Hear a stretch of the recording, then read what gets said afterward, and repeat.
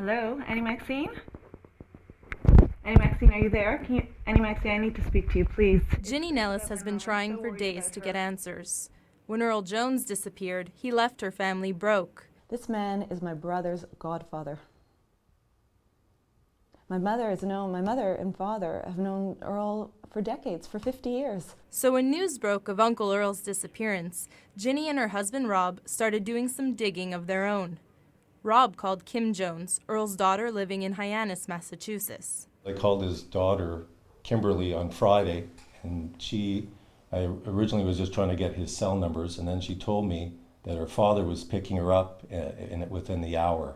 But since then, Rob and Ginny haven't been able to reach Earl, his wife, or his daughters. Right now, my mother, who's 69 years old, the most lovely woman in the entire universe, I can't believe that this has happened to her. I can't believe he has forced her into this position where she is going to become homeless. She does not have an asset to her name.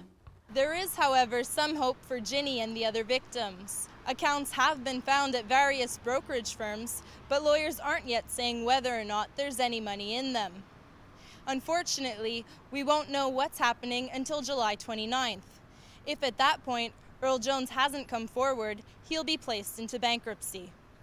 But waiting 2 weeks for information is difficult for many of the victims, especially for Dominique Jackson and her mother, who lost everything. I don't think people really understand the severity of this. This is, in fact, people have no money, like zero money left, and they owe money on this money that they don't have.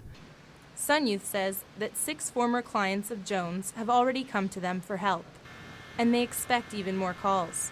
They're providing basic needs and information on social services available to victims. Please. But the only things Ginny Nellis needs are answers. My mother, I need to speak to you. My mother doesn't understand what's happened. She's just distraught. She has to meet a real estate agent tonight to sell her house, Maxine.